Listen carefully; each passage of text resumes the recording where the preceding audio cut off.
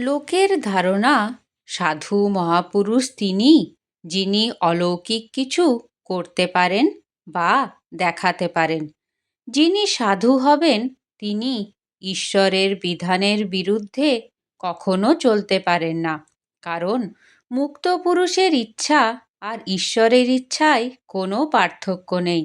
তার ইচ্ছা আর ভগবানের ইচ্ছা এক হয়ে যায়।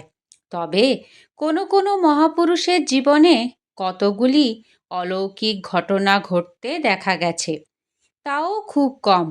যেখানে কার্যকারণ সম্বন্ধ থাকে সেইখানেই ওই ইচ্ছার বিকাশ হয়, তাও কিন্তু বিধির বিধানের বিরুদ্ধে নয়। তার লীলার জন্য যতটুকু বিহিত সেইটুকুই হয়। জগৎগুরু শঙ্করাচার্যের জীবনে এরকম একটি বিশেষ ঘটনা ঘটেছিল। তিনি একটি মরা মানুষকে বাঁচিয়েছিলেন। একেও ঠিক মরা মানুষ বাঁচানো বলা যেতে পারে না। এই লোকচক্ষুতে মরা বোধ হলেও তার প্রাণের ক্রিয়া সাময়িকভাবে নিরুদ্ধ ছিল মাত্র। তারপর এইসব অলৌকিক ঘটনা বিশেষ বিশেষ কারণে হয় এবং ভক্ত ও অন্তরঙ্গদের মধ্যেই এর কাজ বেশি হয়।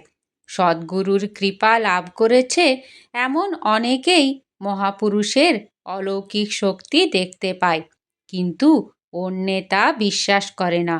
লোক মনে করে ওসব ভক্তের অত্যুক্তি। জয় গুরু।